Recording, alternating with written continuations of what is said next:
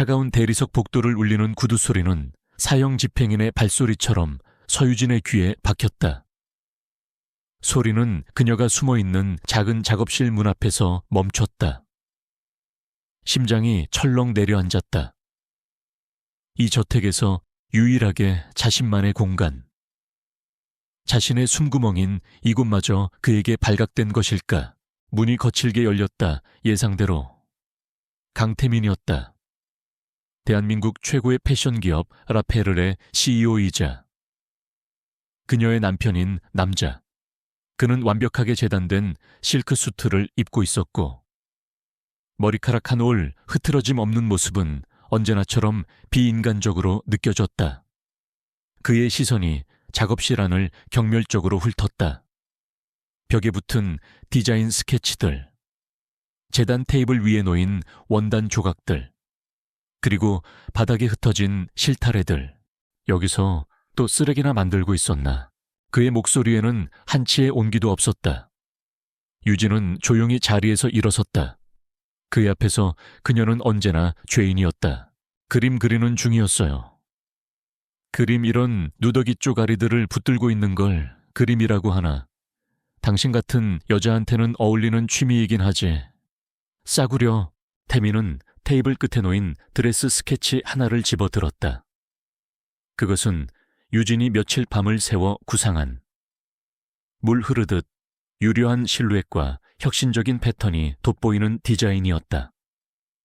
하지만 태민의 눈에는 그저 종이 쓰레기일 뿐이었다. 그는 스케치를 아무렇게나 구겨 쓰레기통에 던져버렸다. 유진의 어깨가 미세하게 떨렸지만 그녀는 아무 말도 하지 않았다. 반항은 더 큰 모욕을 불러올 뿐이라는 것을 지난 3년간의 결혼 생활 동안 뼈저리게 배웠다. 그는 그녀의 재능을, 그녀의 존재 자체를 부정함으로써 자신의 우월함을 확인하는 남자였다. 내일이 무슨 날인지는 알고 있겠지. 라페르 창립 10주년 기념 파티요. 그래, 내 아내로서. 당신도 당연히 참석해야지. 내 옆에서 장식품 노릇이라도 해야 하니까. 그는 경멸적인 미소를 지으며 유진에게 다가왔다. 그리고는 그녀의 얼굴을, 부스스한 머리카락을, 화장기 없는 맨얼굴을, 그리고 낡은 작업복을 찬찬히 뜯어보았다. 그의 시선은 날카로운 칼날 같아서 그녀의 자존감을 갈기갈기 찢어놓았다. 꼬리, 이게 뭔가 누가 보면 우리 집 가정부인 줄 알겠어. 아니, 가정부들도 당신보다는 잘 꾸미고 다니겠군. 내일 파티에는 대한민국 정재계 인사들이 총출동할 거야.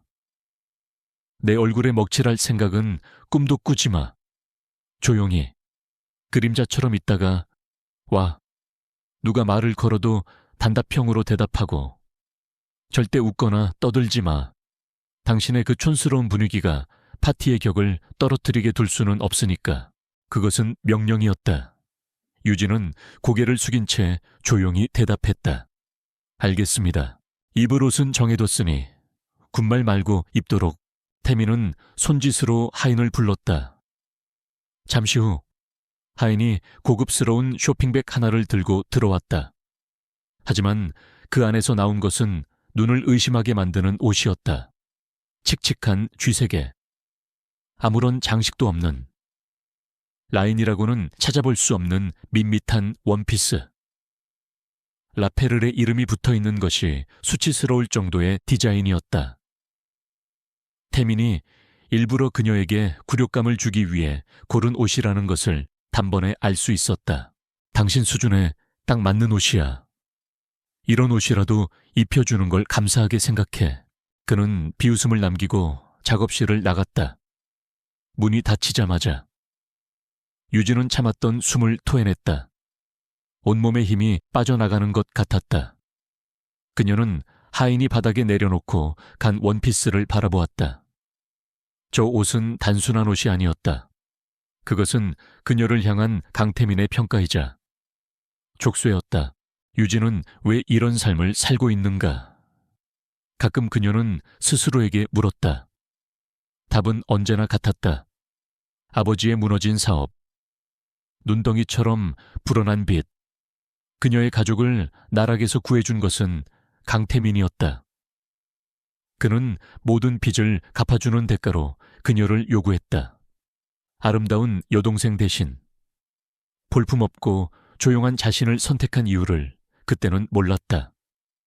하지만 이제는 안다. 그는 꺾기 쉬운 꽃을 원했던 것이다. 자신의 발밑에 두고 마음껏 짓밟아도 비명 한 번 지르지 못할 그런 인형. 결혼 후 태민은 그녀를 거대한 유리성 안에 가뒀다. 최고급 가구와 예술품으로 채워진, 하지만 창살 없는 감옥. 그는 그녀의 모든 것을 통제했다. 만나는 사람, 읽는 책, 심지어 생각까지도. 그리고 끊임없이 속삭였다. 너는 볼품없어. 너는 무능해. 나 없이는 아무것도 아니야. 하지만 그는 몰랐다. 그녀의 아버지는 작은 양장점을 운영했었다. 유진은 어릴 적부터 원단 더미 속에서 자랐고 바늘과 실을 장난감 삼아 놀았다. 그녀의 눈은 천부적으로 색과 형태의 조화를 읽어냈고 그녀의 손은 상상하는 모든 것을 현실로 만들어내는 재능을 가지고 있었다. 그녀의 스케치북은 누구에게도 보여주지 않은 보물이었다. 결혼 전 라페르리 신진 디자이너 공모전을 열었을 때 그녀는 익명으로 작품을 출품했었다. 그리고 대상을 받았다. 하지만 시상식에 나가는 대신 그녀는 아버지의 병실을 지키고 있었다. 결국 우승은 공석이 되었고 태민은 그 디자인을 교묘하게 자신의 것으로 둔갑시켜 회사를 한 단계 도약시켰다. 그 사실을 아는 사람은 아무도 없었다. 태민조차도 그 익명의 천재 디자이너가 자신의 발밑에 있는 초라한 아내라는 사실은 꿈에도 몰랐다. 그는 그녀의 재능을 쓰레기를 만드는 짓이라고 불렀지만 사실 지난 3년간 라페르의 히트 상품들은 모두 유진의 머릿속에서 나온 아이디어를 그가 훔쳐간 것들이었다. 그녀가 무심코 그린 스케치를, 작업실에 버려진 디자인 조각들을, 유진은 바닥에 떨어진 구겨진 스케치를 집어들었다. 태민이 쓰레기라 부른 그것. 그녀는 조심스럽게 구김을 펴냈다. 그리고는 결심한 듯 자리에서 일어났다. 그녀는 작업실 가장 구석에 있는 낡은 옷장으로 다가갔다. 옷장 문을 열자 안쪽 벽에 숨겨진 작은 잠금 장치가 보였다. 몇 번의 조작 끝에 벽의 일부가 소리 없이 열리며 비밀스러운 공간이 나타났다. 그 안에는 단 하나의 마네킹이 서 있었다. 그리고 그 마네킹에는 아직 완성되지 않은, 그러나 그 존재감만으로도 주변의 모든 것을 압도하는 드레스가 입혀져 있었다. 깊고 짙은 밤하늘을 닮은 실크 벨벳, 수천 개의 작은 크리스털을 손으로 수놓아 은하수처럼 반짝이는 스커트, 그리고 어깨 라인을 대담하면서도 우아하게 드러내는 오프숄더 디자인. 그것은 단순한 드레스가 아니었다. 지난 3년간 그녀가 흘렸던 눈물과 삼켰던 분노, 그리고 짓밟혔던 꿈의 조각들을 한 땀 한 땀 꿰매어 만든 그녀의 영혼 그 자체였다. 내일 밤 모두가 자신을 쥐색 원피스를 입은 초라한 여자로 기억하게 될 것이다. 강태민의 옆에 선 존재감 없는 그림자. 그것이 태민이 원하는 그림이었다. 하지만 과연 그럴까? 유진은 드레스를 부드럽게 쓸어보았다. 차가운 벨벳의 감촉 아래 뜨거운 불꽃이 타오르고 있었다. 지난 3년간 그녀는 죽은 듯이 숨어 지냈다. 하지만 더 이상은 아니었다. 내일 밤 그녀는 세상에 자신의 존재를 드러낼 것이다. 강태민의 아내 서유진이 아닌 디자이너 서유진으로서 이것은 반역의 시작이었다. 화려하고 고요하며 누구도 막을 수 없는. 그녀는 조용히 미소 지었다. 그 미소는 더 이상 체념과 슬픔의 색을 띠고 있지 않았다. 그것은 폭풍전야의 고요함, 그리고 승리를 예감하는 자의 차가운 자신감이었다. 유리성의 그림자는 이제 스스로 빛을 발할 준비를 마쳤다. 라펠을 창립 10주년 기념 파티가 열리는 호텔 연회장은 그야말로 부와 권력의 결정체였다. 거대한 샹들리에에서 쏟아지는 금빛 조명은 초대된 상류층 인사들의 보석과 실크 드레스를 비추며 눈부시게 반사되었다. 공기 중에는 값비싼 향수와 샴페인, 그리고 은밀한 야심이 뒤섞여 맴돌았다. 그 중심에는 오늘의 주인공, 강태민이 있었다. 그는 마치 왕좌에 앉은 황제처럼 사람들에게 둘러싸여 축하와 아첨을 한 몸에 받고 있었다. 그의 옆에는 라페르의 수석 디자이너이자 그의 정부인 최수희가 화려한 붉은 드레스를 입고 서 있었다. 그 드레스는 이번 시즌 라페르의 야심작이었고, 최수희는 자신이 파티에 가장 빛나는 별이라고 확신하는 듯 의기양양한 미소를 짓고 있었다. 강 대표님, 정말 대단하십니다. 라페르를 10년 만에 이런 반석 위에 올려놓으시다니요. 과찬이십니다. 아직 갈 길이 멉니다. 태민은 능숙하게 겸손을 연기하며 와인잔을 부딪혔다. 그의 시선은 만족감으로 번들거렸다. 이 모든 것이 자신의 능력으로 이룬 성이라고 그는 굳게 믿고 있었다. 그의 머릿속 한 구석에는 쥐색 원피스를 입고 구석에 숨어있을 아내의 초라한 모습이 스쳐 지나갔다. 그는 최수희의 허리를 감싸며 나지막이 속삭였다. 내 아내는 어디 숨어 있는지 보이지도 않는군. 하긴 이런 자리에 어울리는 여자가 아니지. 최수희는 교태 섞인 웃음을 흘렸다. 대표님 옆자리는 아무나 설 수 있는 곳이 아니죠. 바로 저처럼요. 두 사람이 서로에게 의미심장한 미소를 보내는 순간이었다. 연회장에 육중한 정문이 열렸다. 사람들의 시선이 무심코 그쪽으로 향했다가 그대로 얼어붙었다. 웅성거림이 파도처럼 일었다가 순식간에 잦아들었다. 시끄럽던 음악 소리마저 멀게 느껴질 정도의 정적, 그 정적의 한가운데로 한 여인이 들어서고 있었다. 밤의 여신이 강림한다면 저런 모습일까? 깊고 아득한 밤하늘의 색을 담은 드레스는 그녀의 발걸음에 맞춰 고요히 물결쳤다. 드레스 위에는 수만 개의 작은 크리스털이 흩뿌려져 있어 마치 은하수를 그대로 옮겨온 듯 신비로운 빛을 발했다. 대담하게 드러난 어깨와 쇄골 라인은 가녀리면서도 고고한 백조를 연상시켰고, 허리를 감싸고 흐르는 완벽한 실루엣은 살아있는 예술품 그 자체였다.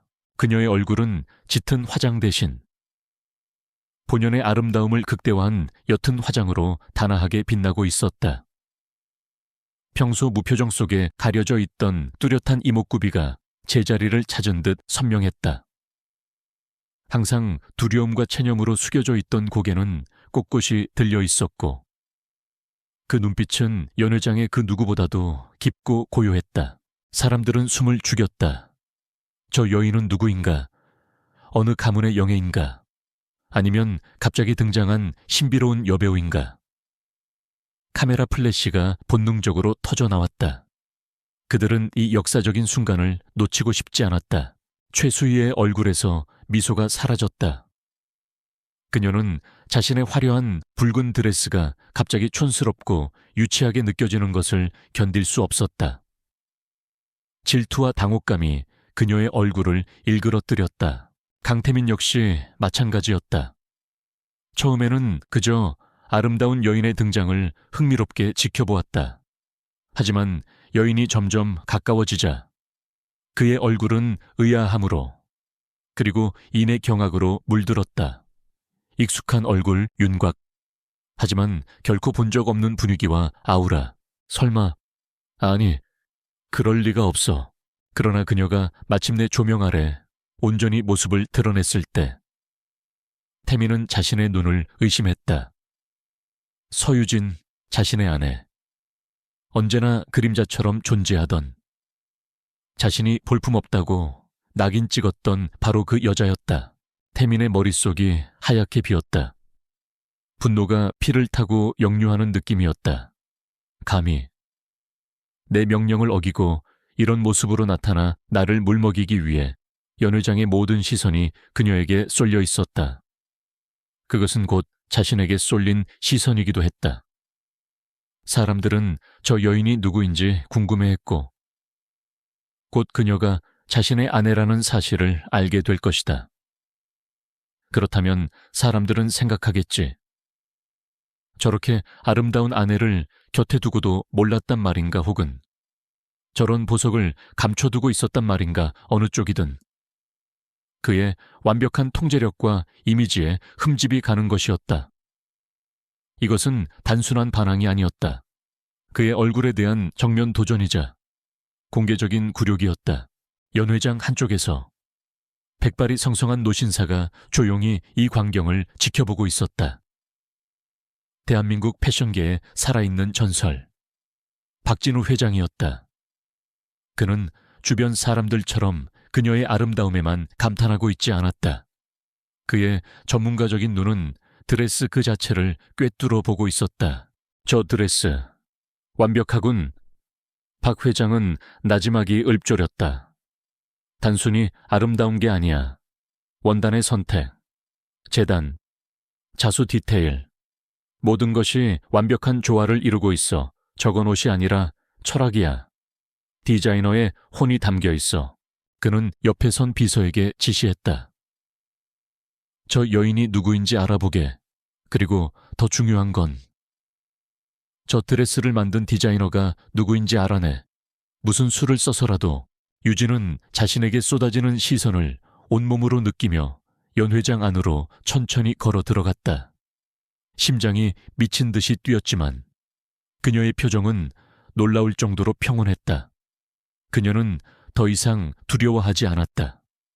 이것은 그녀가 오랫동안 준비해온 전쟁의 서막이었다. 수많은 사람들 사이를 지나 그녀의 시선은 마침내 강태민에게 닿았다. 그의 얼굴에 서린 살기 어린 분노를 정면으로 마주했다. 만약 눈빛으로 사람을 죽일 수 있다면 그녀는 이미 수십 번은 죽었을 것이다. 하지만 유진은 피하지 않았다. 오히려 그녀는 희미하게 미소를 지었다. 그것은 조롱도, 승리의 미소도 아니었다. 그저 이제 시작이에요 라고 말하는 듯한 지극히 고요하고 차가운 선전포고였다. 그 미소에 태민의 이성이 마지막 끈을 놓아버렸다. 사람들의 바다가 그녀를 위해 갈라졌다. 그녀는 마치 여왕처럼 그 사이를 걸어 마침내 굳어버린 태민과 최수희 앞에 섰다. 늦어서 죄송해요. 여보. 그녀의 목소리는 잔잔한 호수 같았다. 하지만 그 안에 담긴 힘은 그 자리에 있는 모두를 압도했다. 태민은 당장이라도 그녀의 뺨을 올려붙이고 머리채를 잡아 끌고 나가고 싶었다. 하지만 수많은 눈들이, 카메라들이 그를 지켜보고 있었다. 그는 완벽한 CEO 강태민을 연기해야만 했다. 그는 간신히 입꼬리를 비틀어 미소를 만들며 유진의 팔을 거칠게 붙잡았다. 손톱이 그녀의 팔을 파고들었지만 유진은 눈 하나 깜빡하지 않았다. 괜찮아. 와주었으니 됐어. 그는 이를 악물고 속삭였다. 오직 그녀에게만 들릴 목소리로 집에 가서 보자. 서유진, 오늘 넌 내 손에 죽을 줄 알아. 파티는 다시 시작되었지만 분위기는 완전히 달라져 있었다. 사람들은 여전히 웅성거렸고 그들의 대화 주제는 단 하나. 갑자기 나타난 CEO의 신비로운 아내였다. 화려했던 최수희의 붉은 드레스는 이제 아무의 관심도 끌지 못했다. 진정한 여왕이 등장한 밤. 가짜 별은 빛을 잃었다. 유진은 태민의 옆에 서서 그의 살기 어린 시선을 받으면서도 와인잔을 든 채 우아하게 서 있었다. 폭풍의 눈 한가운데 그녀는 가장 고요하고도 가장 강력한 존재였다. 파티장을 벗어나 검은 세단에 오르는 순간 화려했던 가면은 산산조각 났다. 차 안의 공기는 얼음장처럼 차갑고 무거웠다. 운전기사는 칸막이를 올리는 것을 잊지 않았다. 그것은 지난 몇 년간 학습된 생존 본능이었다. 강태민은 한마디도 하지 않았다. 그는 운전대만 쥔 채 정면을 응시하고 있었지만 분노로 하얗게 질린 손등의 힘줄과 턱 근육의 미세한 경련이 차 안에 침묵보다 더 많은 것을 말해주고 있었다. 유진 역시 창밖으로 스쳐 지나가는 도시의 불빛을 바라볼 뿐 입을 열지 않았다. 그녀는 다가올 폭풍을 예감하고 있었다. 하지만 이전처럼 두려움에 떨지 않았다. 오히려 기묘한 평온함이 그녀를 감쌌다. 주사위는 던져졌다. 이제 돌이킬 수 없다. 저택의 현관문이 닫히자마자 태민은 폭발했다. 시오 유진, 그의 고함이 대리석 벽을 때리고 흩어졌다. 그는 유진의 팔을 잡아챘다. 파티장에서보다 훨씬 더 난폭한 힘이었다. 네가 감히 나를 모욕해 이따위 짓을 벌여. 그는 그녀를 거실 중앙으로 끌고 가 내동댕이 쳤다. 밤하늘 같던 드레스 차락이 차가운 바닥 위로 무참히 펼쳐졌다. 그 드레스, 어떤 놈이야? 어떤 놈이 입혀준 거냐고. 그의 눈은 핏발이 서 있었다. 그는 유진이 다른 남자와 작당하여 자신을 비웃음거리로 만들었다고 확신하고 있었다. 그에게 서유진은 스스로 빛을 낼 수 있는 존재가 아니었다. 누군가의 조종 없이는 이런 일을 벌일 지능도, 용기도 없는 여자였다. 말해 박진우 회장이었나? 아니면 M&A를 노리는 그 이수혁 대표, 어떤 놈이 내 뒤를 봐주고 있는 거냐고. 그는 주변에 있던 화병을 집어 벽에 던졌다. 요란한 파열음과 함께 자기 파편과 물이 사방으로 튀었다. 하인들은 겁에 질려 숨을 죽였다. 하지만 유진은 미동도 하지 않았다.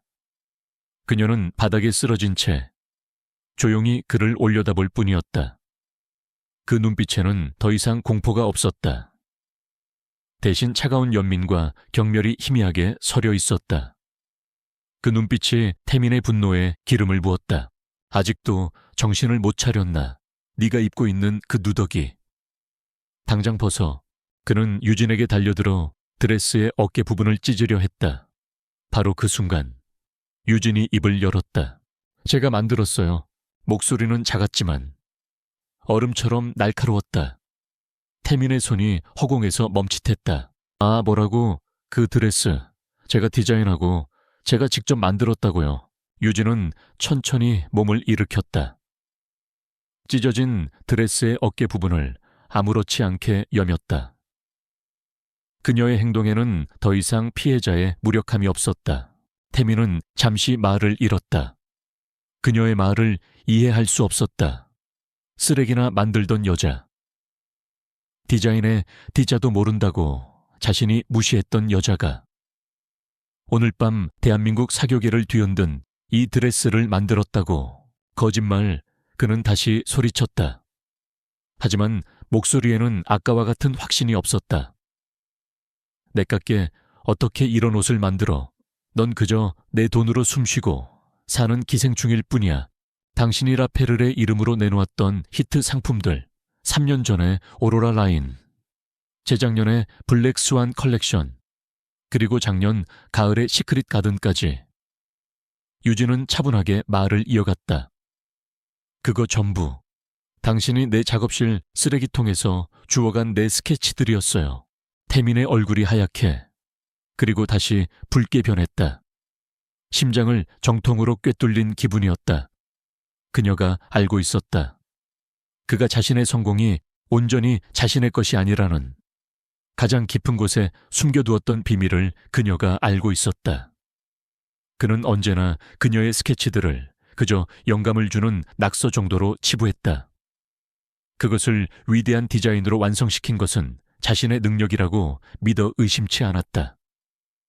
하지만 오늘 밤의 이 드레스는 그 믿음을 송두리째 흔들고 있었다. 닥쳐. 그 입 닥치지 못해. 왜요? 진실이라서 듣기 불편한가요? 유진은 처음으로 그의 눈을 똑바로 마주하며 비웃었다. 당신은 한 번도 나를 제대로 본 적이 없어요.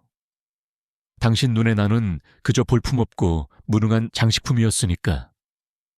당신이 얼마나 오만하고 어리석었는지 이제부터 온 세상이 알게 될 거예요. 그 순간 태민의 이성이 완전히 끊어졌다.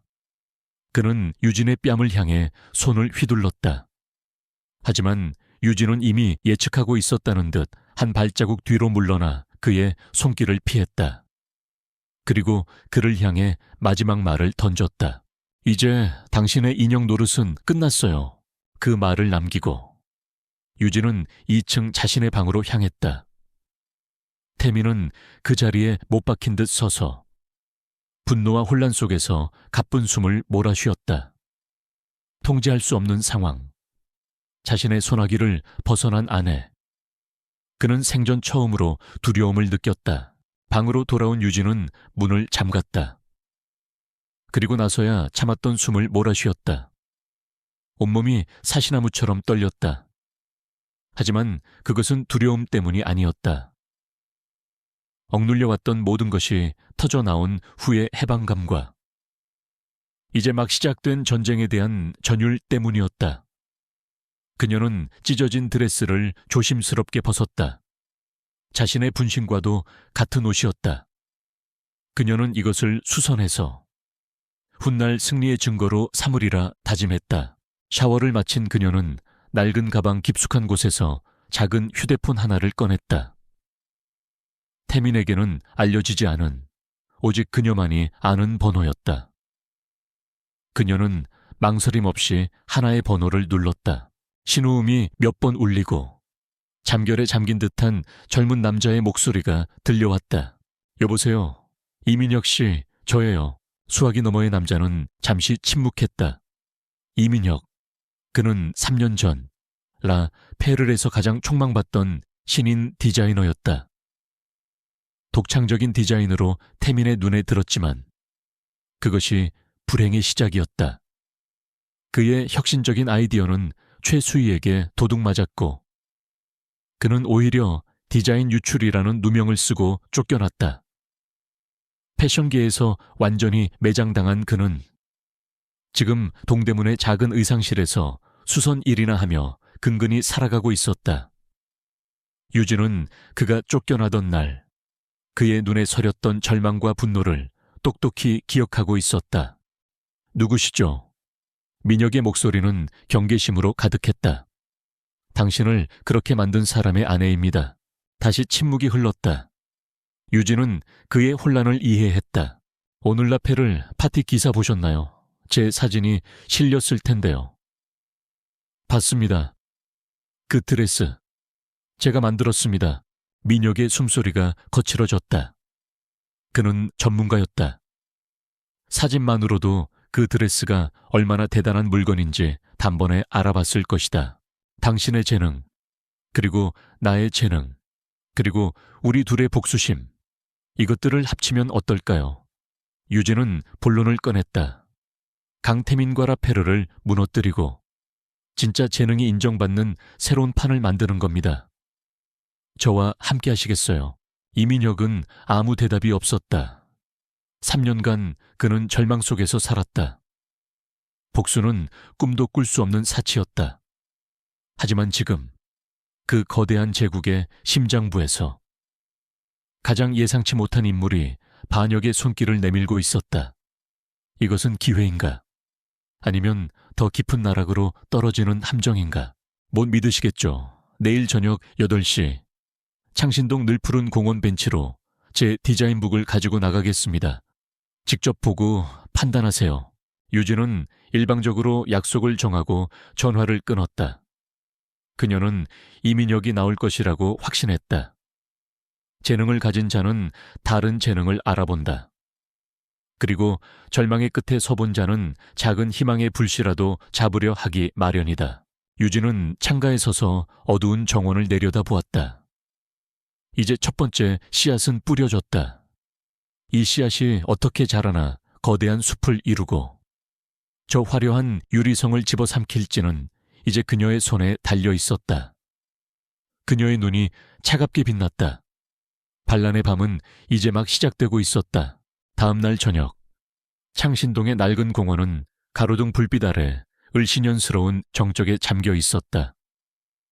약속 장소인 벤치에 먼저 도착한 이민혁은 초조하게 손을 비비고 있었다. 그의 머릿속은 온갖 의심으로 가득했다. 이것은 강태민이 자신을 시험하기 위해 파놓은 함정일지도 모른다.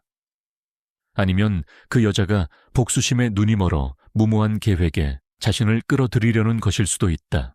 그때 공원 입구로 한 여인이 들어섰다. 파티장에서처럼 화려한 모습이 아니었다. 질끈 묶은 머리, 화장기 없는 얼굴에 평범한 트렌치코트 차림. 하지만 그 고요한 발걸음과 단단한 눈빛은 그녀가 서유진님을 말해주고 있었다. 그녀는 민혁의 옆에 앉아 품에 안고 있던 두툼한 스케치북을 말없이 건넸다. 민혁은 침을 삼키며 스케치북을 받아들었다. 첫 장을 넘기는 순간 그의 손이 멈칫했다. 그것은 단순한 그림이 아니었다. 살아 숨쉬는 아이디어, 정교한 계산, 그리고 소재에 대한 깊은 이해가 담긴 완벽한 설계도였다. 페이지를 넘길수록 그의 눈은 점점 더 커졌다. 아방가르드 하면서도 상업적인 감각을 잃지 않은 디자인, 인체의 움직임까지 고려한 입체적인 패턴, 그리고 페이지마다 꼼꼼하게 붙어있는 원단 샘플과 상세한 제작 지시사항까지. 이것은 한 사람의 머리에서 나왔다고 믿기 힘든 방대한 양의 천재성이었다. 특히 그의 시선을 사로잡은 것은 몇 년 전 자신이 구상했다가 최수희에게 도둑맞았던 바로 그 디자인의 완성된 버전이었다. 하지만 유진의 스케치북에 그려진 것은 자신의 미완성 아이디어와는 비교도 되지 않을 만큼 완벽하고 아름다웠다. 그녀는 단순히 아이디어를 발전시킨 것이 아니라 그 안에 새로운 영혼을 불어넣었다. 이걸 정말 당신이...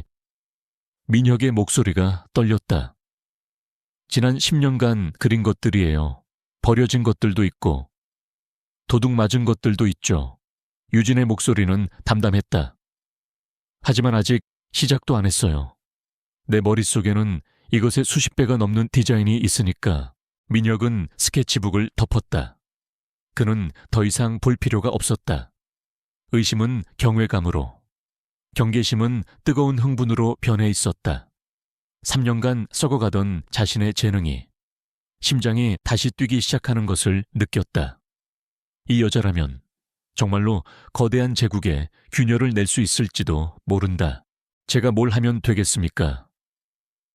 그의 목소리에는 결의가 서려 있었다. 우선 우리만의 공간이 필요해요. 강태민의 눈을 피할 수 있는 곳으로요. 그리고 최소한의 장비와 믿을 수 있는 사람이 필요합니다. 공간은 알아볼 수 있습니다. 물레동 철공소 골목에 가면 비어있는 작은 공장들이 있습니다. 그리고 사람은 저처럼 강태민에게 쫓겨난 실력 있는 패턴사와 재봉사 몇 명을 알고 있습니다. 그들도 피가 끓고 있을 겁니다. 자금은 제가 해결하죠. 유진은 가방에서 작은 통장 하나를 꺼냈다. 어머니가 남겨주신 유산이에요. 태민은 모르는 돈이죠. 크진 않지만 시작하기엔 충분할 겁니다. 그날 밤 낡은 공원 벤치에서 세상에서 가장 은밀하고 위험한 동맹이 맺어졌다. 복수라는 이름 아래 진정한 창조를 꿈꾸는 2명의 디자이너가 손을 잡았다. 그 후 며칠 동안 유진의 삶은 이중생활 그 자체였다. 낮에는 저택에 갇힌 순종적인 아내를 연기했다. 태민은 파티 이후 그녀를 더욱 심하게 감시했지만 유진은 오히려 그의 의심을 역이용했다. 그녀는 태민이 보란 듯이 종일 서재에서 책만 읽거나 정원을 산책하며 시간을 보냈다. 그 어떤 반항의 기미도 보이지 않는 그녀의 모습에 태민은 점차 경계를 풀기 시작했다. 그는 그녀가 그날 밤의 일회성 반항 이후 완전히 겁을 먹고 원래의 자리로 돌아왔다고 착각했다. 하지만 그의 눈이 미치지 않는 밤이 되면 유진은 유령처럼 저택을 빠져나왔다. 그녀는 태민의 서재 컴퓨터를 이용했다. 그는 자신의 아내가 컴퓨터는 켤 줄도 모른다고 생각했기에 그 어떤 보안 장치도 해놓지 않았다. 유진은 그곳에서 라페르의 다음 시즌 컬렉션 기획안과 생산 스케줄, 원단 발주서 등 모든 기밀 정보를 빼내왔다. 그녀의 파괴 공작은 소리 없이 아주 교묘하게 이루어졌다. 라페르의 주력 상품인 트렌치코트 생산 라인. 유진은 원단 발주서의 컬러 코드를 미세하게 수정했다. 육안으로는 거의 구별할 수 없지만 완성된 옷을 수십 벌 함께 놓고 보면 미묘하게 색이 다른 치명적인 오류였다. 이는 대량 반품 사태를 유발할 것이 분명했다. 또한 야심차게 준비 중인 이브닝 드레스 라인의 핵심 패턴 도면 파일에 그녀는 접근했다. 그녀는 전체적인 디자인을 해치지 않는 선에서 옷의 착용감을 결정하는 아주 중요한 부분의 수치를 0.5cm씩 줄여놓았다. 옷이 완성되면 모델들은 입을 수 있겠지만 일반 고객들은 극심한 불편함을 느끼게 될 터였다. 라페르의 명성은 아름답지만 불편한 옷이라는 오명과 함께 추락할 것이었다. 그녀의 행동은 대담했지만 흔적을 남기지 않았다. 모든 것은 생산 과정의 사소한 실수나 협력업체의 과실처럼 보일 것이었다. 강태민은 결코 그 배후에 자신의 무능한 아내가 있다는 사실을 상상조차 하지 못할 터였다. 그 시간, 이민혁은 물레동의 회색빛 골목을 헤매고 다녔다. 쇳가루 냄새와 기계 소음이 가득한 곳. 그는 마침내 거미줄 친 창문과 녹슨 철문이 달린 작은 2층짜리 건물을 찾아냈다. 먼지 쌓인 공간이었지만 높은 천장과 넓은 작업 공간은 시작을 위한 최적의 장소였다. 유진이 건넨 자금으로 그들은 최소한의 장비를 들여놓았다. 중고 재봉틀과 재단 테이블, 낡은 다림이 몇 개가 전부였다. 민혁은 자신이 알고 지내던 강태민에게 밑보여 쫓겨난 업계 최고의 패턴사 박선영과 재봉사 김철수를 비밀리에 만났다. 처음에는 반신반의하던 그들도 유진의 디자인과 민혁의 진심 어린 설득에 마음을 움직였다. 그리하여 아무도 모르는 도시의 한 구석에 그들만의 작은 요새, 아틀리에 아이로의 심장이 뛰기 시작했다. 한편 강태민은 원인 모를 문제들로 골머리를 앓고 있었다.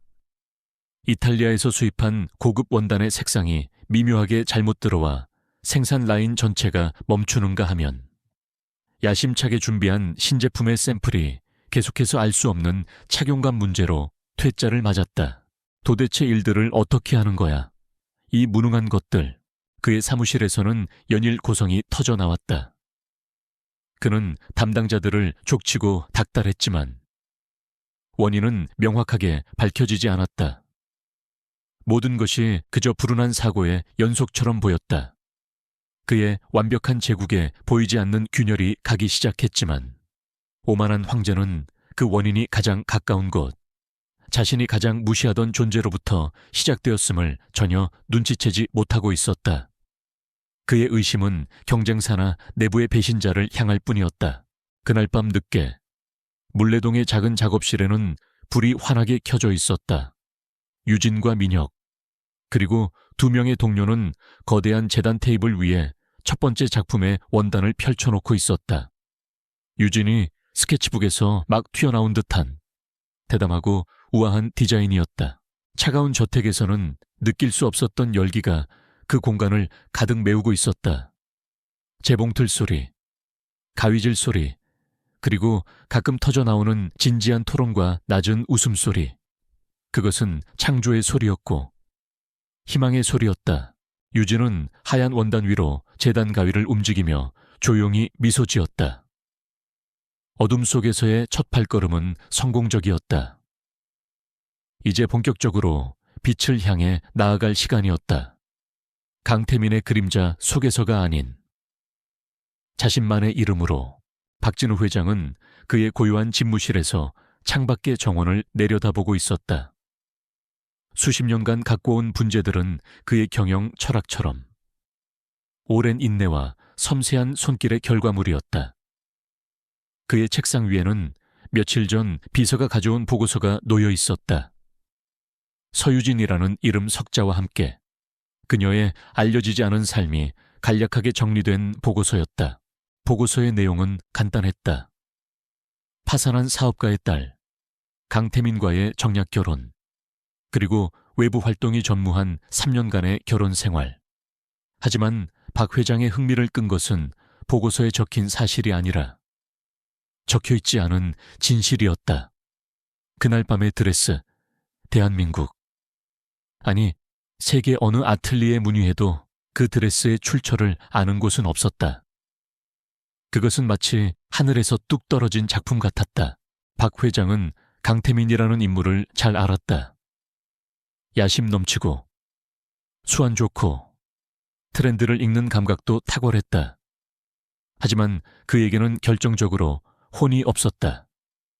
그의 디자인은 잘 팔렸지만 사람의 마음을 움직이지는 못했다. 라페르는 거대한 패션 공장이었지. 창조의 산실은 아니었다. 그런데 그런 강태민의 아내가 그 모든 것을 비웃기라도 하듯 완벽한 예술품을 입고 나타났다. 새장 속의 새는 제 깃털의 아름다움을 뽐낼 수 없는 법이지. 박 회장은 혼잣말을 읊조렸다. 그는 직감했다. 서유진이라는 여인, 그리고 그 드레스 뒤에는 거대한 이야기가 숨어 있다는 것을. 그는 단순히 호기심 때문에 움직이는 것이 아니었다. 그는 죽어가던 대한민국 패션계에 새로운 활력을 불어넣어줄 천재의 등장을 예감하고 있었다.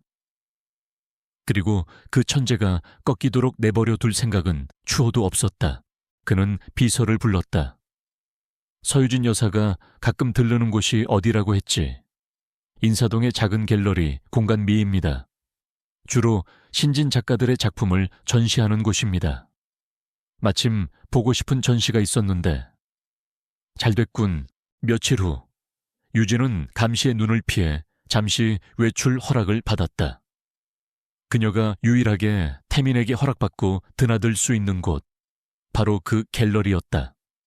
태민은 그녀가 이런 고리타분한 곳에서 시간을 보내는 것을 오히려 다행이라고 생각했다. 유진이 조용히 그림을 감상하고 있을 때 온화한 목소리가 그녀의 곁에 다가왔다. 이 작가의 붓터치가 아주 대담하군요. 슬픔을 표현하는데. 저렇게 격정적인 붉은색을 쓰다니. 옆을 돌아본 유진은 깜짝 놀랐다. 박진우 회장이었다. 대한민국 패션계에 살아있는 역사. 그녀는 당황하여 고개를 숙였다. 회장님, 어쩐 일로? 나야말로 놀랐소. 여기서 강 대표 부인을 만나게 될 줄이야. 그는 인자하게 웃으며 말을 이었다. 그날 파티에서는 경황이 없어 제대로 인사도 못 드렸습니다. 정말 아름다우셨습니다. 과찬이십니다. 유진은 형식적으로 대답하며 자리를 피하려 했다. 그와의 만남은 태민에게 알려지는 순간 재앙이 될 수 있었다. 아름답다는 말은 부인께도, 그리고 부인이 입으셨던 작품에도 해당되는 말이었습니다. 박 회장의 목소리가 그녀의 발걸음을 붙잡았다. 그의 눈빛은 단순한 사교계의 인사가 아니었다. 모든 것을 꿰뚫어 보는 듯한 깊이가 있었다. 그 드레스, 어느 아틀리에의 작품인지 신뢰가 안 된다면 여쭤봐도 되겠습니까? 제 오랜 경험으로도 짐작조차 할 수 없는 걸작이라서요. 유진의 심장이 내려앉았다. 그녀는 침묵했다. 어떤 대답을 해야 할까? 침묵이 답이라는 듯. 박 회장은 조용히 말을 이었다. 혹시 디자이너가 세상의 이름을 드러내길 원치 않는 상황이라면 제가 무례를 범했군요. 그는 잠시 말을 멈췄다가 결정적인 한마디를 던졌다. 하지만 그런 엄청난 재능이 어두운 곳에 숨어 스스로 빛을 잃어가는 것은 업계 전체의 비극입니다. 유진은 고개를 들어 그를 바라보았다. 그의 눈빛에서 그녀는 동료의 인간이 가진 예술에 대한 순수한 열정과 존경심을 읽었다.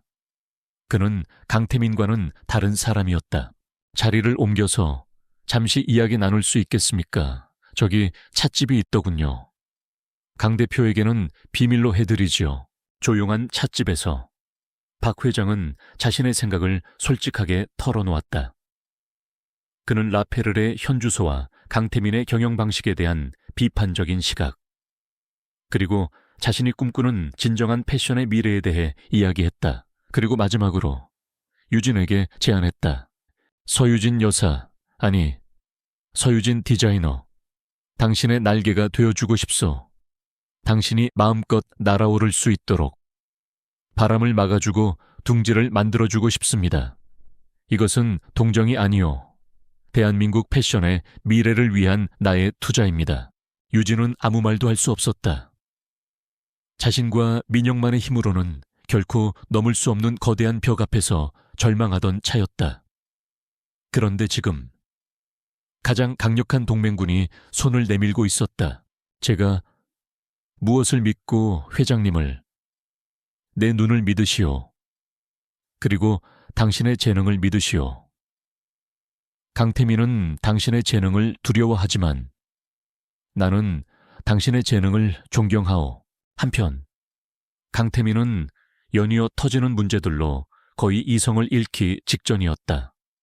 원단 불량, 패턴 오류, 생산 지연, 사소해 보이던 문제들은 연쇄 반응을 일으키며 라페를 전체를 흔들고 있었다. 곧 있을 가을 컬렉션 론칭에 막대한 차질이 빚어지고 있었다. 주가는 소폭이지만 연일 하락세를 보였다. 그는 자신의 사무실에서 임원회의를 주재하며 서류를 집어던졌다. 그래서 원인이 뭐라고 아직도 못 찾았어. 이 월급 도둑놈들아. 임원들은 고개를 숙인 채 아무 말도 하지 못했다. 모든 것이 우연한 사고처럼 보였기에 누구 하나 책임질 사람을 특정할 수 없었다. 누군가 의도적으로 회사를 흔들고 있어. 내부의 배신자 짓이야. 태민은 편집증적인 의심에 사로잡혔다. 그의 날카로운 시선이 임원들을 차례로 훑었다. 모두가 범죄자처럼 보였다. 최수희 실장, 네, 대표님. 옆에 앉아있던 최수희가 긴장한 목소리로 대답했다. 당신 디자인팀부터 다시 조사해. 최근에 불만을 품고 퇴사한 놈들, 경쟁사와 접촉한 흔적이 있는 놈들, 전부 다 뒷조사해. 불법적인 방법을 써서라도 증거를 찾아내. 그의 분노는 무고한 희생양을 만들어냈다. 그는 20년간 라페르의 생산 라인을 지켜온 공장장을 모두 앞에서 모욕하며 해고했다. 공장장은 억울함을 호소했지만 태민의 귀에는 들리지 않았다. 그의 이런 무자비한 행동은 직원들의 충성심에 깊은 균열을 만들었다. 직원들은 그의 앞에서 복종했지만 뒤에서는 그를 비난하고 두려워하기 시작했다. 태민의 의심은 경쟁사로도 향했다. 그는 불법 흥신소를 고용해 경쟁사의 뒤를 캐기 시작했고 그 과정에서 과거 자신이 저질렀던 비리들이나 약점들이 하나둘씩 수면 위로 떠오를 위험에 처하게 되었다. 그는 스스로 자신의 무덤을 파고 있었다. 적을 찾으려는 그의 발버둥이 오히려 진짜 적들에게 자신을 공격할 무기를 쥐어주고 있는 셈이었다. 유진은 박 회장과의 만남을 마치고 저택으로 돌아왔다. 그녀의 마음은 폭풍처럼 복잡했다. 박 회장의 제안은 거부할 수 없는 유혹이었다. 그의 힘이 있다면 그녀의 복수는 훨씬 더 빠르고 확실하게 이루어질 수 있었다. 하지만 그것은 동시에 더 큰 위험을 감수해야 하는 일이기도 했다. 이 판에 박진우라는 거물이 끼어드는 순간 이것은 더 이상 단순한 부부싸움이나 개인적인 복수가 아니게 된다. 대한민국 패션계 전체를 뒤흔드는 거대한 전쟁이 될 것이다. 그녀는 한강이 내려다 보이는 다리 위에서 잠시 차를 세웠다. 수많은 불빛들이 강물 위로 어지럽게 반짝이고 있었다. 저 불빛들 중 하나는 물레동의 작은 작업실에서 새어나오는 것일 터였다. 자신들의 작은 희망의 불씨, 그 불씨를 거대한 횃불로 만들 것인가? 아니면 강풍에 꺼지기 전에 조심스럽게 지켜낼 것인가 유진은 결심했다. 그녀는 휴대폰을 꺼내 박 회장에게 짧은 메시지를 보냈다. 회장님의 제안 받아들이겠습니다.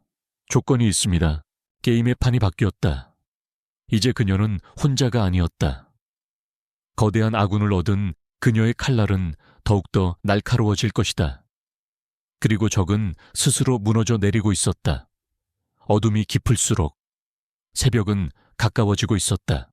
박진우 회장과의 동맹은 아틀리에에 즉각적인 변화를 가져왔다. 유진이 내건 조건은 돈이나 지분이 아니었다. 첫째, 디자인과 경영에 대한 전적인 권한. 둘째, 강태민이 했던 방식, 즉 재능 있는 디자이너를 짓밟거나 하청업체를 쥐어짜는 비윤리적인 운영은 절대 하지 않을 것. 박 회장은 그녀의 당돌함과 확고한 철학에 감탄하며 모든 조건을 수락했다. 그의 지원은 보이지 않는 거대한 우산이 되어주었다. 최고급 원단을 비밀리에 공급받을 수 있는 경로가 열렸고 법률 및 회계 자문팀이 뒤를 받쳐주기 시작했다. 물레동의 작은 작업실은 여전히 소박했지만 그 안에서 만들어지는 결과물은 세계 최고 수준을 향해 나아가고 있었다. 그들의 첫 번째 목표는 데뷔 무대였다. 거대 자본이 지배하는 서울 패션위크는 애초에 고려 대상이 아니었다.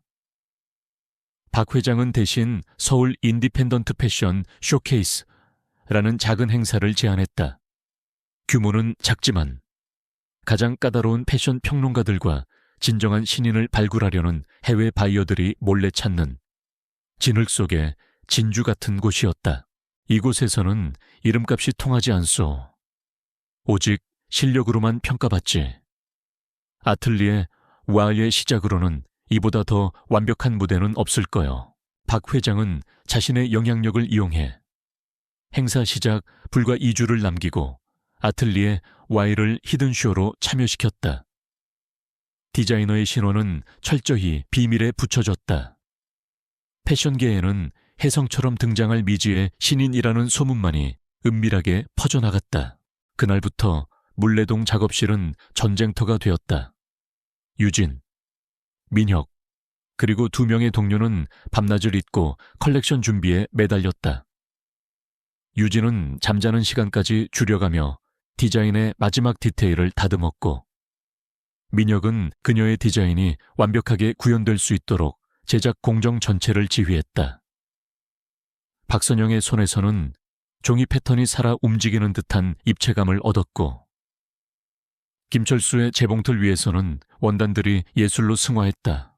그들의 첫 컬렉션 주제는 나비의 꿈, A Butterfly's Dream이었다. 애벌레가 고치를 거쳐 화려한 나비로 변태하는 과정을 옷으로 표현한 서유진 자신의 이야기이기도 했다. 컬렉션은 총 12벌의 의상으로 구성되었다. 어둡고 단단한 질감의 소재로 몸을 억압하는 듯한 실루엣을 표현한 첫 번째 의상들부터 점차 고치를 찍고 나오는 듯한 비대칭적인 절개와 과감한 해체주의 디자인을 거쳐 마지막에는 하늘거리는 오간자 실크와 눈부신 스와로브스키 크리스털로 날갯짓을 형상화한 피날레 드레스에 이르기까지. 그것은 단순한 옷의 나열이 아니라 한편의 서사시였다. 쇼케이스 당일 행사장인 성수동의 낡은 창고는 패션계의 진짜 전문가들로 가득 차 있었다. 대기업의 후원을 받는 쇼와는 다른 날것의 긴장감과 기대감이 공기를 채웠다. 몇몇 브랜드의 쇼가 끝나고 마침내 사회자가 아틀리에 Y를 소개했다. 다음은 이번 쇼케이스의 히든쇼, 베일에 쌓인 브랜드 아틀리에 Y의 첫 번째 컬렉션입니다. 조명이 꺼지고 몽환적인 음악이 흐르기 시작했다. 그리고 첫 번째 모델이 런웨이를 걸어 나왔다. 관객석에서는 작은 술렁임이 일었다. 지금까지의 쇼와는 차원이 다른 독창성과 완성도. 모델이 입은 어두운 색의 코트는 그 자체로 완벽한 건축물 같았다. 쇼가 진행될수록 술렁임은 경탄으로, 이내 침묵으로 바뀌었다. 사람들은 숨을 죽인 채 눈앞에서 펼쳐지는 황홀한 광경에 완전히 매료되었다. 평소 냉소적이기로 유명한 패션 평론가 마담 W는 안경을 고쳤으며 수첩에 무언가를 미친 듯이 적어 내려갔고, 프랑스 유명 편집샵의 바이어는 옆 사람에게 미쳤군. 저건 당장 사야 해 라고 속삭였다. 마침내 피날레 드레스가 등장했다. 푸른 새벽빛을 머금은 실크 드레스는 모델의 움직임에 따라 수백 개의 크리스털이 빛을 반사하며 마치 살아있는 나비의 날갯짓처럼 보였다. 그것은 옷이 아니라 마법이었다. 음악이 멈추고 모델들이 모두 퇴장했다. 관객들은 일제히 박수를 쳤다. 보통 이런 인디펜던트 쇼에서는 나오지 않는 기립박수였다. 모두가 디자이너가 나오기를 기다렸다. 이 경이로운 작품을 만든 사람이 누구인지 확인하고 싶어 했다. 하지만 런웨이는 텅 빈 채 조명만 밝히고 있을 뿐, 디자이너는 끝내 모습을 드러내지 않았다. 그 신비로움은 아틀리에 이에 대한 궁금증과 열망을 더욱 증폭시켰다. 다음 날 아침, 패션계는 아틀리에 Y 이야기로 발칵 뒤집혔다. 무명 디자이너의 완벽한 반란, 서울 패션계에 던져진 가장 아름다운 충격, 아틀리에 Y, 과연 그들은 누구인가? 모든 패션 매거진과 웹사이트의 메인은 아틀리에 Y가 장식했다. 천재적인 재능, 완벽한 만듦새, 그리고 디자이너의 정체가 숨겨진 신비주의 전략까지. 아틀리에 Y는 단 하룻밤 만에 가장 뜨거운 브랜드로 떠올랐다. 물론 이 소식은 강태민의 귀에도 들어갔다. 그는 자신의 사무실에서 아틀리에 Y의 컬렉션 사진들을 보고 있었다. 사진을 보면 볼수록 그의 표정은 딱딱하게 굳어졌다. 그는 본능적으로 느꼈다. 이것은 보통 내기가 아니다. 페를이 몇 년간 잃어버렸던 바로 그 창의성과 고급스러움을 이 신생 브랜드는 첫 컬렉션에서 완벽하게 보여주고 있었다. 아틀리에 Y. Y라. 그는 이름을 곱씹었다. 설마 하는 생각은 들지 않았다. 그가 아는 서유진은 이런 대담하고 세련된 디자인을 할 수 있는 여자가 아니었다. 그의 머릿속 서유진은 여전히 쥐색 원피스가 어울리는 여자일 뿐이었다. 하지만 그의 사업가적 본능이 위험 신호를 보내고 있었다. 이 브랜드를 이대로 두었다가는 라페르의 가장 강력한 경쟁자가 될 것이 분명했다. 초의 실장, 이 아틀리에 Y라는 곳, 당장 뒷조사해. 먼지 하나까지 다 털어내. 네, 대표님. 그런데 평론가들 반응이 너무 좋아서. 좋으니까 문제인 거야. 태민은 소리쳤다. 실력으로 안 되면 다른 방법으로 싹을 잘라버려야지. 우리와 거래하는 언론사들 전부 동원하에. 저 브랜드가 해외 자본의 위장 회사라거나 디자인 표절 의혹이 있다는 식으로 기사를 내보내. 이제 막 시작하는 브랜드는 루머 하나만으로도 치명타를 입게 되어 있어.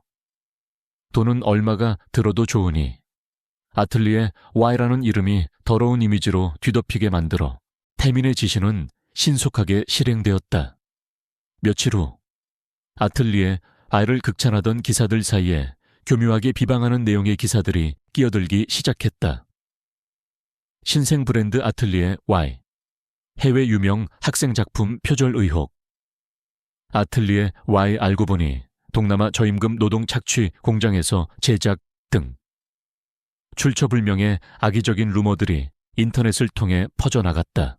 물레동 작업실, 유진과 팀원들은 태블릿 PC로 기사들을 보고 있었다.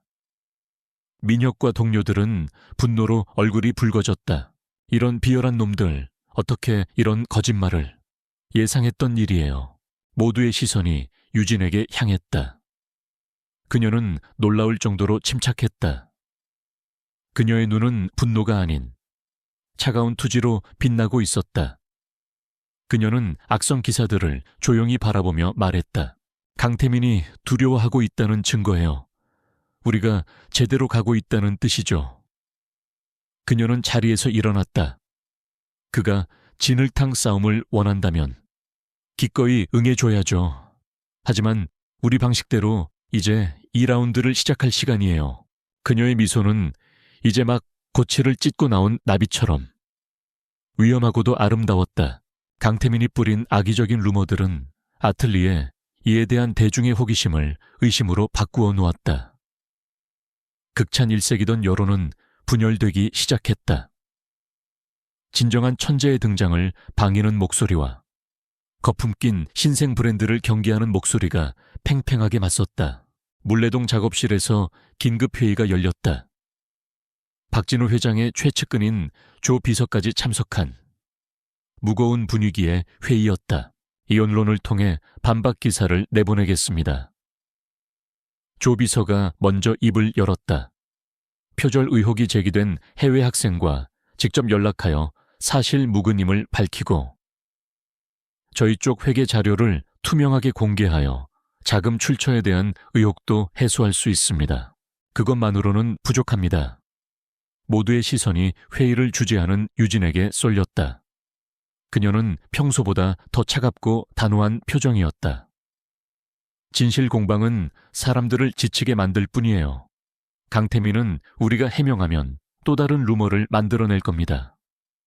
이건 진흙탕 싸움이에요. 우리가 이기더라도 상처만 남겠죠.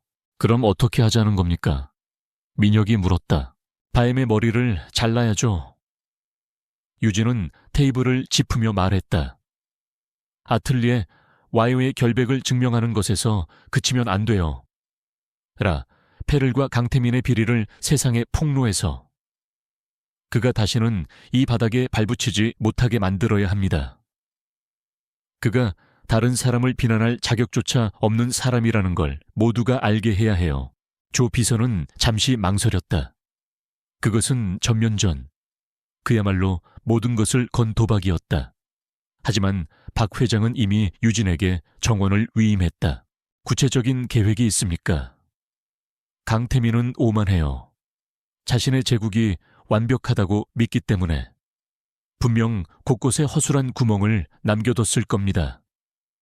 유진은 민혁을 바라보았다. 민혁 씨, 라펠을 내부에 아직 민혁 씨를 믿고 따르는 사람이 있나요? 강태민의 방식에 불만을 품고 있는 사람이요. 민혁은 잠시 생각에 잠겼다. 억울하게 쫓겨난 자신처럼. 회사에 헌신했지만 결국 팽당한 사람들의 얼굴이 떠올랐다. 회계팀에 박 과장님이 있습니다. 정직한 분이지만. 그래서 임원 승진해서 번번이 물을 먹었죠. 그리고 얼마 전 해고당한 생산부의 김 부장님도 강 대표에게 단단히 원한을 품고 있을 겁니다. 좋아요. 그분들을 비밀리에 만나세요. 유진의 눈이 날카롭게 빛났다. 우리가 필요한 건 증거예요. 분식회계, 비자금 조성, 하청업체 단가 후려치기, 디자인 도용, 뭐든지 좋습니다. 박 회장님 쪽에서 그분들의 신변 안전과 재취업을 보장해 주신다면 분명 마음을 열 겁니다. 조 비서는 고개를 끄덕였다. 회장님께서 약속하신 부분입니다. 저희 쪽 최고의 변호인단과 보안팀을 붙여드리겠습니다. 저는 저택 안에서 움직이겠습니다. 유진이 말했다. 모두가 긴장한 표정으로 그녀를 바라보았다. 가장 위험한 임무였다. 그의 가장 은밀한 비밀은 분명 가장 가까운 곳에 있을 거예요. 그의 서재, 그의 개인 금고, 제가 찾아내겠습니다. 그날 이후 거대한 제국을 무너뜨리기 위한 은밀한 작전이 시작되었다.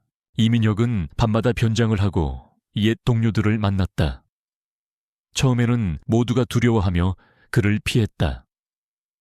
강태민의 보복을 그 누구보다 잘 알고 있었기 때문이다. 하지만 민혁은 끈질기게 그들을 설득했다. 자신의 억울한 해고, 그리고 아틀리에 Y가 꿈꾸는 새로운 미래에 대해 이야기했다. 박진우 회장이라는 든든한 뒷배와 완벽한 법적 보호를 약속하자. 굳게 닫혔던 그들의 마음이 조금씩 열리기 시작했다. 회계팀 박 과장은 술에 취해 털어놓았다. 강태민이 어떻게 페이퍼 컴퍼니를 세워 원자재 값을 부풀리고 그 차액을 비자금으로 빼돌렸는지에 대한 구체적인 방법을. 그는 위험을 무릅쓰고 관련 내부 자료의 사본을 민혁에게 넘겨주었다. 해고당한 김 부장은 분노에 차서 증언했다. 라페르이 어떻게 하청업체들의 기술과 디자인을 훔치고 터무니없는 단가로 그들의 피를 빨아먹었는지에 대한 생생한 기록들을. 그는 수년간 모아온 불공정 거래 계약서와 내부 고발 이메일들을 증거로 제출했다. 증거들은 물레동의 아틀리에 Y로 속속 모여들었다. 조각난 퍼즐들이 하나씩 맞춰지면서 강태민의 화려한 성공 신화 뒤에 숨겨진 추악한 비리의 실체가 드러나기 시작했다. 한편 유진은 저택이라는 감옥 안에서 외로운 싸움을 벌이고 있었다. 그녀는 태민의 일거수일투족을 관찰했다. 그의 습관, 그의 동선, 심지어 그의 심리 상태까지 분석했다. 그녀는 그가 가장 방심하는 순간을 기다렸다. 기회는 예상보다 빨리 찾아왔다. 연이은 문제들로 스트레스가 극에 달한 태민이 늦은 밤, 정부인 최수희와 밀회를 하기 위해 집을 비운 것이다. 하인들이 모두 잠든 깊은 밤, 유진은 그림자처럼 자신의 방을 빠져나와 1층의 서재로 향했다. 태민의 서재는 그의 성격처럼 차갑고 권위적인 공간이었다. 그녀는 먼저 그의 컴퓨터를 켰다. 역시나 비밀번호는 그의 오만함을 상징하는 The Great 태민 같은 유치한 것이었다. 컴퓨터 안에는 온갖 사업 파일들이 있었지만 그녀가 찾는 결정적인 증거는 없었다. 그는 그런 종류의 자료를 컴퓨터에 보관할 만큼 어리석지는 않았다. 그렇다면 남은 곳은 하나, 벽 뒤에 숨겨진 비밀 금고였다. 유진은 태민이 가끔 금고를 여는 것을 멀리서 지켜보며 그가 다이얼을 돌리는 손의 움직임을 기억해 두었다. 첫 번째, 두 번째 숫자는 그의 생일이었다. 마지막 숫자는 라페르의 창립기념일. 그의 세상은 온통 자기 자신과 자신의 회사뿐이었다. 유진은 조심스럽게 다이얼을 돌렸다. 심장이 귀에 들릴 듯 크게 뛰었다. 몇 번의 실패 끝에 마침내 철컥하는 작은 소리와 함께 묵직한 금고문이 열렸다. 금고 안에는 현금 다발과 보석, 그리고 몇 개의 서류 봉투가 있었다. 유진은 빠르게 서류들을 훑었다. 정치인들에게 건넨 뇌물 리스트, 불법적인 토지거래 계약서, 모두 엄청난 파급력을 지닌 것들이었지만 그녀가 찾던 결정타는 아니었다. 그때 그녀의 손끝에 작고 차가운 물체가 닿았다. 서류들 밑에 깔려있던 평범한 검은색 USB 드라이브였다. 유진은 직감했다. 바로 이것이다. 그녀는 USB를 자신의 소매 속에 숨기고 금고를 원래대로 닫아놓았다. 흔적을 남겨서는 안 되었다. 자신의 방으로 돌아온 그녀는 숨겨두었던 작은 노트북에 USB를 연결했다. 안에는 수십 개의 암호화된 파일들이 있었다. 하지만 단 하나의 폴더, 개인 기록, 퍼스널 럭이라는 이름의 폴더만은 암호가 걸려있지 않았다. 태민의 오만함이 만들어낸 또 하나의 허점이었다. 폴더를 클릭하는 순간 유진은 숨을 멈췄다. 그 안에는 지난 몇 년간 강태민이 저지른 모든 디자인 도용의 기록이 담겨 있었다. 어떤 디자이너의 아이디어를 훔쳤고 그것을 어떻게 최수희의 작품으로 둔갑시켰으며 그 대가로 최수희와 어떤 거래를 했는지에 대한 상세한 내용, 이민혁의 이름도 그 안에 있었다. 그리고 맨 마지막 파일에는 그녀가 익명으로 출품했다가 대상 없는 수상이 되었던 바로 그 공모전의 원본 디자인과 그것을 라페르의 창립 컬렉션으로 탈바꿈시키는 과정이 상세히 기록되어 있었다. 모든 퍼즐이 맞춰졌다. 이것은 강태민이라는 인물의 근간을, 그의 성공 신화 자체를 완전히 무너뜨릴 수 있는 핵폭탄이었다. 유진은 노트북 화면에 불빛에 비친 자신의 얼굴을 보았다. 그 얼굴에는 더 이상 슬픔이나 두려움이 없었다. 오직 차가운 분노와 승리를 확신하는 자의 냉엄한 결의만이 존재했다. 이제 무기는 그녀의 손에 들어왔다. 심판의 시간은 그녀가 정할 것이다. 유진이 손에 넣은 USB는 판도라의 상자였다. 박진우 회장의 법무팀은 USB의 내용을 분석하고 경악을 금치 못했다. 그것은 단순한 비리 장부가 아니었다. 강태민이라는 인물이 어떻게 다른 이들의 재능을 착취하고 불법적인 방법으로 불을 쌓아라 폐를 일하는 제국을 건설했는지에 대한 상세한 연대기였다. 이것만 있으면 강태민을 사회에서 완전히 매장시킬 수 있습니다. 법무팀장이 흥분된 목소리로 말했다. 유진과 박 회장, 그리고 조 비서는 비밀회의를 통해 D-Day를 정했다. 그날은 바로 아틀리에 Y의 공식 브랜드 론칭 파티가 열리는 날이었다. 언론과 패션계의 모든 이목이 집중된 그 자리에서 가장 화려한 방식으로 강태민의 가면을 벗겨버릴 계획이었다. 유진은 그날을 위해 자신의 모든 것을 건 마지막 컬렉션을 준비하기 시작했다.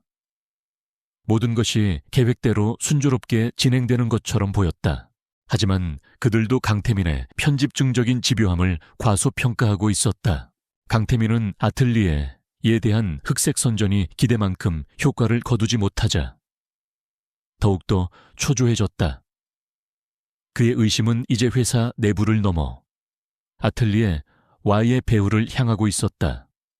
그는 거액을 들여 업계에서 가장 악랄하기로 소문난 사설 탐정을 고용했다. 누가 그 브랜드의 주인인지, 자금줄은 누구인지 알아낼 수 있는 건 전부 알아내. 수단과 방법을 가리지 말고 탐정의 조사는 끈질겼다.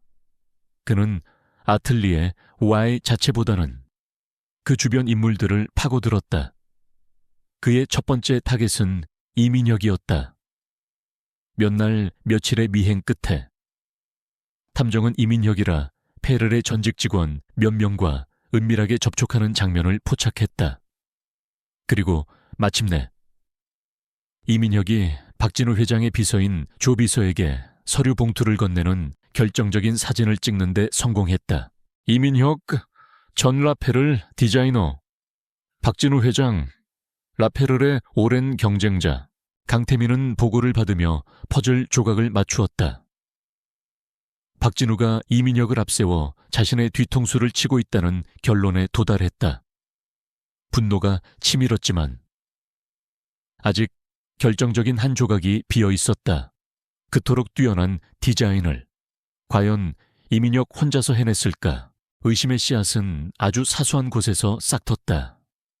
그는 최수희를 닥달하며 과거 이민혁의 행적에 대해 캐묻고 있었다. 그러던 중 3년 전 이민혁이 해고되던 날의 회사 로비 CCTV 영상을 다시 돌려보게 되었다. 영상 속에서 억울함에 울부짖는 이민혁의 어깨를 한 여자가 다가와 조용히 두드려주고 있었다. 짧은 순간이었지만 태민은 그 여자의 옆모습을 알아보았다. 서유진이었다. 그 순간 그의 머릿속에서 모든 것이 연결되었다. 파티 날 밤 자신을 향해 싸늘한 미소를 짓던 유진의 얼굴, 제가 만들었어요라고 말하던 당돌한 목소리, 그리고 아틀리에 Y. 유진, 심장이 얼어붙는 것 같았다. 설마 그럴 리가. 자신이 벌레처럼 여기던 그 여자가 이 모든 일의 배우라고 모욕감과 배신감이 그의 온몸을 잠식했다. 그는 미친 사람처럼 저택으로 차를 몰았다. 그는 곧장 유진의 작업실로 뛰어들어갔다. 그리고 이성을 잃고 모든 것을 부수기 시작했다. 스케치들을 찍고 원단들을 짓밟았다. 그는 무언가 결정적인 증거를 찾고 있었다. 어디에 숨겼어? 어디에? 그의 광기 어린 손길은 마침내 낡은 책상, 서랍의 이중 바닥을 찾아냈다. 그 안에는 유진이 미처 치우지 못한 작은 스케치 조각 하나가 들어있었다. 그것은 아틀리에 와와의 피날레 드레스 디자인의 초기 아이디어 스케치였다. 서명은 없었지만 그 독창적인 필체와 스타일은 누가 봐도 아틀리에 와이오의 그것이었다. 모든 것이 사실이었다. 강태민은 허탈하게 그 자리에 주저앉았다. 분노는 어느새 차가운 사리로 변해 있었다. 자신이 가장 경멸했던 존재에게 완벽하게 농락당했다는 사실이 그를 미치게 만들었다. 그의 머릿속에서 뒤틀린 복수 계획이 피어나기 시작했다. 그는 더 이상 소리치거나 물건을 부수지 않았다. 대신 지독하게 차분해졌다. 그는 법무팀을 부르는 대신 자신이 매수해둔 검찰 쪽 라인에 연락을 취했다. 그의 계획은 단순하면서도 치명적이었다. 유진을 단순히 폭로하는 것만으로는 분이 풀리지 않았다. 그녀의 재능을 인정하는 꼴이 될 테니까. 그는 그녀를 재능 있는 디자이너가 아닌 파렴치한 산업 스파이로 만들어 사회적으로 완전히 매장시키기로 결심했다. 그는 자신의 서재 컴퓨터에 유진이 접근했다는 사실을 역이용했다. 그는 라페르의 기밀 디자인 자료와 재무 정보를 담은 가짜 파일들을 만들었다. 그리고 그 파일들이 유진의 개인 노트북으로 전송된 것처럼 완벽하게 조작했다. 또한 박진우 회장이 거액의 돈을 주고 유진에게 그 정보를 사들인 것처럼 보이는 가짜 입금 내역까지 만들어냈다. 유진이 그를 무너뜨리기 위해 모았던 증거 수집 방식과 똑같은 방식으로 그는 그녀를 올가멜 덫을 놓고 있었다. 그의 복수의 무대는 아틀리에 와이웨이의 공식 론칭 파티. 그녀가 인생 최고의 순간을 맞이하는 바로 그곳이었다. 그는 그녀가 가장 높이 날아오른 순간, 날개를 꺾어 가장 깊은 나락으로 떨어뜨릴 생각이었다. 모든 언론과 패션계 인사들이 지켜보는 앞에서 그녀의 손에 차가운 수갑이 채워지는 그림을 상상했다. 자신은 피해를 입은 비운의 남편이자 아내에게 배신당한 희생양이 될 터였다. 모든 준비를 마친 태민은 자신의 사무실 통유리 창 앞에 섰다. 도시의 야경이 발밑으로 펼쳐져 있었다. 그는 손안의 와인잔을 천천히 흔들었다. 서유진, 네가 만든 지옥이 어떤 곳인지 똑똑히 보여주마.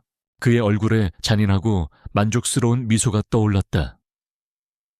그는 유진이 자신의 덫으로 순진하게 걸어 들어올 것이라고 확신했다. 그녀의 손에 들린 무기가 얼마나 치명적인지 그는 꿈에도 몰랐다. 그는 자신이 아직 이 게임의 지배자라고 굳게 믿고 있었다. 새벽이 오기 전 가장 깊고 어두운 폭풍이 몰려오고 있었다. 아틀리에 Y의 공식 론칭 파티가 열리는 날. 서울의 밤은 그 어느 때보다 화려하게 빛나고 있었다. 파티 장소인 청담동의 한 갤러리는 대한민국 패션계를 움직이는 모든 권력과 야망이 모여드는 거대한 자석과도 같았다. 언론의 스포트라이트, 재벌 총수들과 유명 배우들의 웃음소리, 그리고 새로운 천재의 등장을 목격하려는 기대감이 뒤섞여 공기를 뜨겁게 달구고 있었다. 그 중심에 서유진이 있었다. 그녀는 자신이 직접 디자인한 칠흑 같은 어둠 속에서 피어나는 한 송이 흰 꽃과 같은 드레스를 입고 있었다. 단아하면서도 그 어떤 것보다 강렬한 존재감을 뿜어냈다. 그녀는 파티의 호스트로서 손님들을 맞이하며 우아하게 미소 짓고 있었지만 그 평온한 표정 아래에서는 다가올 결전의 순간을 기다리는 강철 같은 긴장감이 흐르고 있었다. 그녀는 알고 있었다. 오늘 밤 강태민이 반드시 움직일 것이라는 것을. 예상대로 파티가 절정에 달했을 무렵 강태민이 등장했다. 혼자가 아니었다. 그의 옆에는 승리감에 도취된 표정의 최수희가 꼭 붙어 있었다. 태민은 비극의 주인공을 연기하는 배우처럼 슬픔과 걱정이 뒤섞인 얼굴로 유진에게 다가왔다. 여보, 이런 멋진 날을 맞이하다니. 정말 축하해. 그는 카메라 앞에서 보란 듯이 유진의 손을 잡았다. 하지만 그의 입술은 그녀의 귀에. 오직 그녀만이 들을 수 있는 독사의 목소리로 속삭였다. 네 자유의 마지막 순간을 마음껏 즐겨둬. 곧 끝나게 될 테니까. 유진은 미소로 화답했다. 당신이야말로요. 당신 인생 최고의 연기를 마음껏 펼쳐 보이세요. 커튼콜은 없을 테니까. 태민의 눈썹이 순간 꿈틀했지만 그는 이내 평정을 되찾았다. 그는 유진이 모든 것을 알고도 허세를 부리고 있다고 생각했다. 잠시 후 갤러리의 모든 조명이 꺼지고 런웨이에만 빛이 집중되었다. 아틀리에 Y의 두 번째 컬렉션. 불사조 피닉스가 시작되는 순간이었다. 잿더미를 연상시키는 무채색의 의상으로 시작된 쇼는 점차 불꽃 같은 붉은색과 눈부신 금색을 향해 나아갔다. 재와 어둠 속에서 부활하는 불사조의 서사가 실크와 벨벳, 가죽 위에서 장엄하게 펼쳐졌다. 컬렉션은 지난번보다 한층 더 대담하고 깊이 있고 완벽했다. 관객들은 다시 한번 넋을 잃고 찬사를 보냈다. 쇼가 끝나고 유진이 무대 위로 올라섰다. 감사의 인사를 하기 위해서였다. 모든 스포트라이트가 그녀에게 쏟아지는 순간 태민은 움직였다. 그가 신호를 보내자 갤러리의 육중한 문이 거칠게 열리고 양복을 입은 사내들이 들이닥쳤다. 그들은 검찰 수사관들이었다. 갤러리 안은 순식간에 아수라장이 되었다. 태민은 혼란을 틈타무대 위로 뛰어 올라가 유진의 옆에서 마이크를 빼앗아 들었다. 여러분, 죄송합니다. 그의 목소리는 슬픔으로 가득 차 있었고 연기력은 아카데미 나무주연상 감이었다. 이 영광스러운 자리를 망치고 싶지 않았지만 더 이상 제 양심을 속일 수가 없었습니다. 제 아내 서유진은 라페르의 핵심 디자인과 경영 기밀을 훔쳐 자신의 브랜드를 세운 파렴치한 산업 스파입니다. 그의 말이 끝나기 무섭게 무대 뒤의 거대한 스크린에 그가 조작한 증거들이 나타나기 시작했다. 유진의 노트북으로 라페르의 기밀 파일이 전송된 기록, 박진우 회장의 차명 계좌에서 유진에게로 거액이 입금된 내역, 완벽하게 조작된 시나리오였다. 사람들은 경악했고 기자들의 카메라 플래시가 미친 듯이 터져 나왔다. 수사관들이 유진을 체포하기 위해 무대 위로 다가오고 있었다. 최수인은 객석에서 희열에 찬 미소를 짓고 있었다. 모든 것이 끝났다고 생각했다. 하지만 유진은 조금도 당황하지 않았다. 그녀는 자신에게 다가오는 수사관들을 조용히 바라보다가 태민을 향해 돌아섰다. 그리고는 옆에 있던 다른 마이크를 잡았다. 그녀의 목소리는 놀라울 정도로 맑고 단단해서 소란스러운 갤러리 전체를 순식간에 장악했다. 고마워요. 강태민 씨, 이렇게 완벽한 무대를 마련해 주어서 당신이 말한 진실의 다음 장을 이제 제가 보여드릴 차례니까요. 유진이 손짓하자 스크린을 제어하던 기술자가 고개를 끄덕였다. 다음 순간 태민이 띄워놓은 가짜 증거들이 사라지고 새로운 영상이 화면을 가득 채웠다. 화면에 처음 나타난 것은 3년 전 라페를 창립 10주년 기념 파티에서 유진이 입었던 바로 그 밤하늘 드레스의 디자인 스케치였다. 날짜와 서명이 선명하게 찍힌 그녀의 필체였다. 뒤이어 그녀가 수년간 그려온 수백 장의 스케치들이 파노라마처럼 펼쳐졌다. 그 안에는 이민혁이 빼앗겼던 디자인, 그리고 라페르의 역대 히트 상품들의 원본이 모두 들어있었다. 태민의 얼굴이 하얗게 질리기 시작했다. 껴 당장 저거 끄란 말이야. 그가 소리쳤지만 아무도 그의 말을 듣지 않았다. 스크린은 곧바로 그가 금고에 숨겨두었던 검은색 USB의 내용물들을 비추기 시작했다. 페이퍼 컴퍼니를 이용한 비자금 조성 내역, 하청업체와의 불공정 계약서, 그리고 그가 저질러온 모든 디자인 도용의 상세한 기록, 최수희와 주고받은 추악한 거래 내역까지 적나라하게 드러났다. 저것은 모두 거짓입니다. 조작된 것이라고요. 태민이 발악했지만 그의 외침은 거대한 진실의 파도 앞에서 힘을 잃었다. 그때 무대 아래에 있던 이민혁과 억울하게 해고당했던 김 부장, 그리고 그에게 착취당했던 수많은 피해자들이 하나둘씩 무대 위로 올라와 유진의 뒤에 섰다. 그들의 침묵은 그 어떤 웅변보다도 강력한 증거였다. 상황이 역전되는 것은 한순간이었다. 유진을 체포하러 왔던 수사관들은 당황하여 어쩔 줄 몰라 했다. 바로 그때였다. 갤러리의 문이 다시 한번 열렸다. 이번에는 진짜 검찰 특수부 수사팀이었다. 유진과 박 회장이 미리 손을 써둔 강태민의 돈으로 오염되지 않은 정의의 칼날이었다. 그들은 성큼성큼 무대를 향해 걸어왔다. 팀을 이끄는 중년의 부장검사는 유진을 지나쳐 공포에 질려 떨고 있는 강태민 앞에 섰다. 그리고 차가운 목소리로 영장을 내밀었다. 강태민 씨, 특정 경제범죄 가중처벌 법상 횡령, 배임, 저작권법 위반 및 뇌물 공여 혐의로 긴급 체포합니다. 아니야. 이건 함정이야. 내가 아니야. 태민의 마지막 발악과 함께 그의 손목에 차가운 수갑이 채워졌다. 디자인 도용의 공범으로 지목된 최수희 역시 절망적인 비명을 지르며 수사관들에게 끌려나갔다. 대한민국 패션계를 지배하던 황제와 그의 정부가 가장 화려한 무대 위에서 가장 비참한 모습으로 무너져 내리는 순간이었다. 수백 개의 카메라 플래시가 터지며 그들의 마지막을 기록했다. 유진은 무대 위에 우뚝 서서 끌려나가는 태민의 뒷모습을 조용히 지켜보았다. 그녀의 눈에는 승리의 기쁨이나 복수의 희열은 없었다. 오직 길고 길었던 싸움을 끝낸 자의 고요하고 서늘한 평온만이 감돌았다. 거대한 제국에 거짓된 막이 내렸다. 그리고 잿더미 속에서 진짜 불사조가 날개를 펼치고 있었다. 강태민의 몰락은 거대한 태풍이 되어 대한민국 패션계를 휩쓸었다. 다음 날 아침, 모든 신문과 방송의 헤드라인은 라페르 제국의 붕괴 소식으로 도배되었다.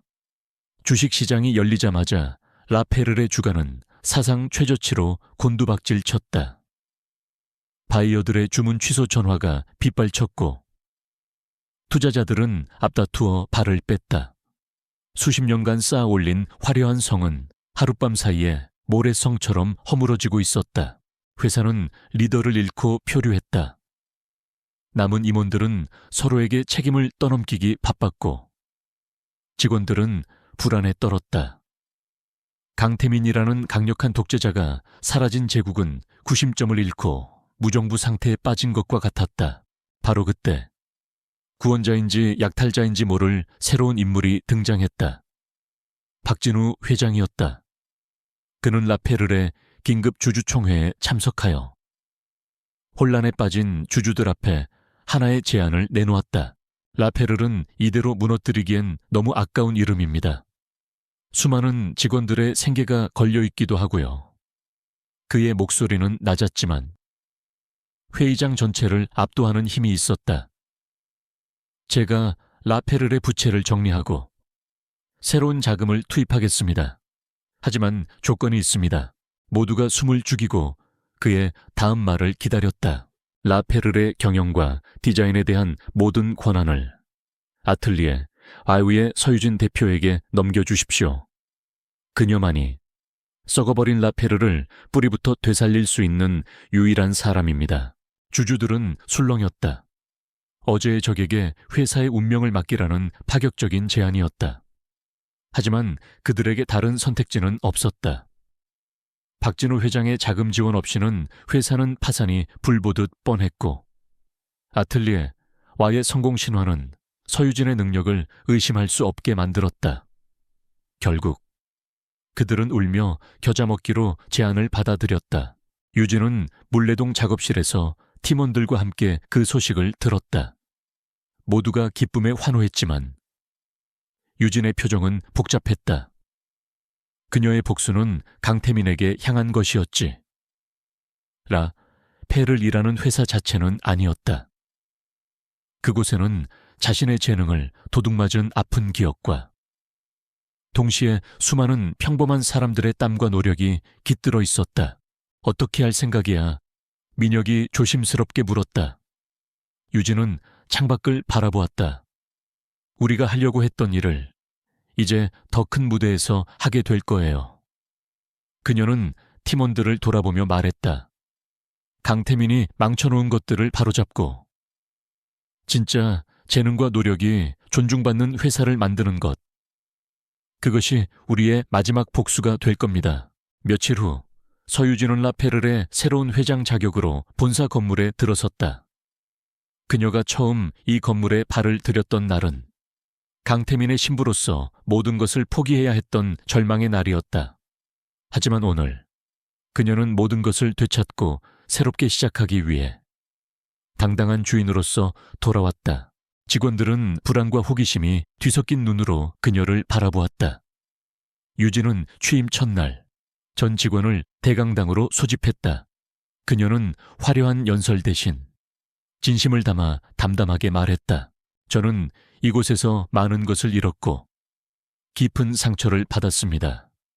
하지만 과거는 과거일 뿐입니다. 저는 복수하기 위해 이 자리에 온 것이 아닙니다. 여러분과 함께 라페르를 대한민국에서 가장 정직하고 창의적인 회사로 다시 만들기 위해 왔습니다. 그녀의 첫 번째 조치는 정의의 실현이었다. 강태민의 비리에 연루되었던 임원들은 모두 해고되었다. 그 자리는 실력은 있지만 줄이 없어 밀려났던 젊고 유능한 인재들로 채워졌다. 그녀는 이민혁을 공동수석 디자이너로 임명하여 자신과 동등한 위치에 세웠고 억울하게 쫓겨났던 김 부장을 생산총괄본부장으로 복귀시켰다. 또한 부당한 대우를 받아왔던 모든 하청업체들과 새로운 상생 계약을 맺었다. 라페를과 아틀리에 Y는 공식적으로 합병되었다. 라페를의 견고한 인프라와 아틀리에 Y의 혁신적인 영혼이 결합하여 라페를 Y라는 새로운 이름으로 다시 태어났다. 시간이 흘러 강태민은 법의 심판을 받았다. 재판 과정에서 그의 모든 추악한 범죄가 드러났고 그는 수십 년의 중형을 선고받고 교도소에 수감되었다. 그의 이름은 패션계에서 완전히 지워졌다. 그리고 1년 후 라페를 와이크의 첫 번째 정식 컬렉션이 열리는 날 쇼장은 이전의 그 어떤 파티보다 더 뜨거운 열기로 가득했다. 사람들은 몰락한 제국의 부활과 새로운 여왕의 대관식을 보기 위해 모여들었다. 쇼는 대성공이었다. 유진의 지휘 아래 라페를 Y는 과거의 낡은 이미지를 완전히 벗어던지고 가장 트렌디하고 예술적인 브랜드로 완벽하게 재탄생했다. 쇼가 끝나고 환호성이 쏟아지는 무대 뒤 유진은 스포트라이트를 피해 팀원들과 함께 기쁨을 나누고 있었다. 이제 그녀의 곁에는 동료들의 건강한 웃음소리와 신뢰의 눈빛이 가득했다. 박진우 회장은 무대 뒤편에서 마치 자신의 딸을 보는 듯한 흐뭇한 미소로 그 광경을 지켜보고 있었다. 모든 행사가 끝나고 늦은 밤 유진은 혼자 회장실로 돌아왔다. 그곳은 과거 강태민이 독재자처럼 군림하던 차가운 공간이었다. 하지만 이제는 그녀의 취향대로 따뜻하고 실용적인 공간으로 바뀌어 있었다. 권위적인 책상 대신 커다란 작업 테이블이 중앙에 놓여 있었고 벽에는 온갖 스케치와 원단 샘플들이 자유롭게 붙어 있었다. 그녀는 통유리 창 앞에 서서 서울의 야경을 내려다보았다. 3년 전 볼품없는 아내라며 멸시받던 서유진. 하지만 이제 그녀는 자신의 이름과 운명을 완벽하게 되찾았다. 그녀는 더 이상 유리성에 갇힌 그림자도 복수를 위해 날아오른 불사조도 아니었다. 그녀는 그저 자기 자신 서유진이었다. 창조하고 사랑하고 자신의 삶을 온전히 살아가는 자유로운 디자이너. 그녀는 테이블 위에 놓인 새하얀 스케치북을 펼쳤다. 그리고 연필을 들어 새로운 디자인을 그리기 시작했다. 그녀의 얼굴에 떠오른 평온한 미소는 서울의 그 어떤 불빛보다도 아름답게 빛나고 있었다.